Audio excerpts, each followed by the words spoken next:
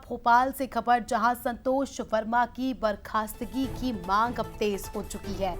सपाक्ष संयोजक हीरालाल त्रिवेदी का बयान सामने आया। आईएएस संतोष वर्मा पर एफआईआर की मांग की। पद से हटाना महज काफी नहीं है, उन्हें सख्त से सख्त सजा दी जानी चाहिए। तो बता दें आपको कि हीरालाल त्रिवेदी की इस मांग पर पूर्व मंत्री पीसी शर्मा ने भी बयान दिया और ये कहा कि सचिव पद से हटाना पर्याप्त कार्रवाई नहीं है, वर्मा को बर्खास्त किया जाए।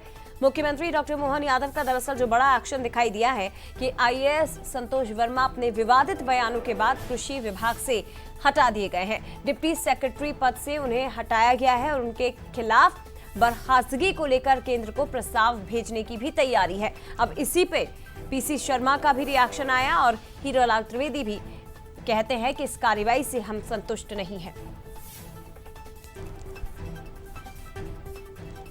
कार्रवाई पहले नोटिस दिया, अब सरकार ने केवल इनको प्रस्ताव भेजने की बात कर रहे हैं, पद से हटा दिया। ये कोई तरीका नहीं है। सीधे इनके विरुद्ध एफआईआर की जाए, इनको निलंबित किया जाए और फिर उसके बाद विभागीय जांच के प्रस्ताव भारत सरकार को भेजे जाए, तभी जो है बात बनेगी। हरदा, रीवा और कई जगह महिलाओं को प्रताड़ित करते, उनका शोषण करते हुए पाए गए, इन पे एफआईआर हुई, जेल गए।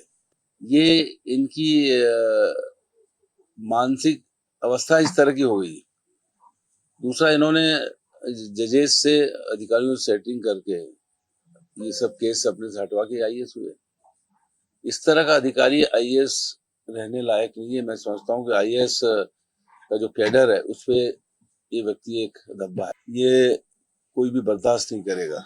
इनको जो पावर है सरकार के पास, इनको निलंबन करना चाहिए, फिर बर्खास्त करना चाहिए, एफआईआर करना चाहिए, जेल भेजना चाहिए। तो संतोष वर्मा अपने न केवल विवादित बयानों के चलते हमेशा सुर्खियों में रहे हैं, बल्कि पहले भी वो अपने कारनामों के चलते विवादों से घिरे रहे हैं। लेकिन अब जो एक्शन उन पर हुआ है वो उनके विवादित बोल के कारण हुआ है। 3 अलग अलग बयान जो उन्होंने दिए थे जिसके कारण उन पर एक्शन हुआ, वो आप सुनिए। एक परिवार में एक व्यक्ति को आरक्षण मिलना चाहिए, जब तक कि मेरे बेटे को कोई ब्राह्मण अपनी बेटी दान नहीं करते या उससे उसका संबंध नहीं बनाते। कि बोले कितने संतोष वर्मा को तुम मारोगे, कितने संतोष वर्मा को तुम जलाओगे, कितने संतोष वर्मा को तुम निकल जाओगे। अब हर घर से एक संतोष वर्मा निकलेगा और जब हर घर से संतोष वर्मा निकलेगा तो फिर आपके पास इतनी ताकत नहीं है कि आप हर संतोष वर्मा। आपको पता है अभी जो एग्जाम हुई उसमें हमारे एससी एसटी के लोग सिलेक्ट नहीं हुए, उनको योग्य उम्मीदवार नहीं मिले। लेकिन सिविल जज की ऐसी कौन सी एग्जाम होती है जिसमें हमारा बच्चा 40%, 50% मार्क्स नहीं ला सकता। आपने उसके लिए कट ऑफ मार्क्स रख दिया 50% और आपने ये तय कर लिया कि हमको इसको 49.95 नंबर देना है, 50 नंबर नहीं देना है। तो देखिए, आपने बयान सुने और निश्चित ही ये इतने ज्यादा विवादित है कि पूरे देश भर में लोगों में आक्रोश है कि कोई अधिकारी ऐसे बयान, ऐसी बेतुकी बातें कैसे कर सकता है। सूरज शर्मा इस खबर पर हमारे साथ लाइव जुड़ चुके हैं। सूरज, एक्शन तो लिया गया लेकिन लोग संतुष्ट नहीं है और अब तो विपक्ष भी इसका समर्थन कर रहा है कि संतोष वर्मा के खिलाफ बड़े से बड़ा एक्शन लिया जाना चाहिए। देखिए, बिल्कुल जिस तरीके से संतोष वर्मा पर सरकार ने कार्रवाई की कि उन्हें पद से हटा दिया गया और केंद्रीय कार्मिक मंत्रालय को, विभाग को पत्र भी लिखा जाएगा बर्खास्ती को लेकर।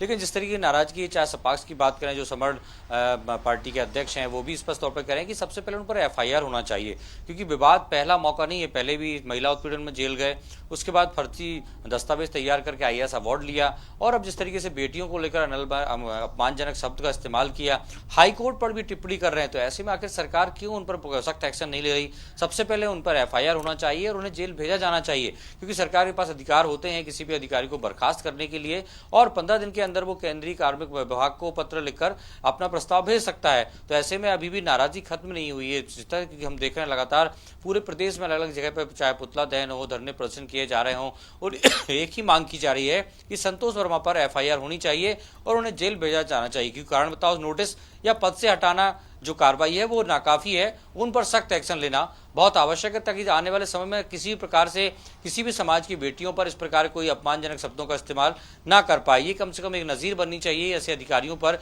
जो इतने वरिष्ठ पद पर होने के बावजूद भी इस प्रकार की छोटी बात करते हैं, जिससे कहीं ना कहीं लोगों के बीच में सामंजस्य की कमी होती है और वैमनस्यता पैदा होती है। तो ऐसे अधिकारियों पर सख्त कार्रवाई की मांग की जा रही है। अब देखना होगा सरकार इस पर क्या फैसला लेती है इसका। शुक्रिया आपका सूरज, जुड़ने के लिए और जानकारी के लिए। अब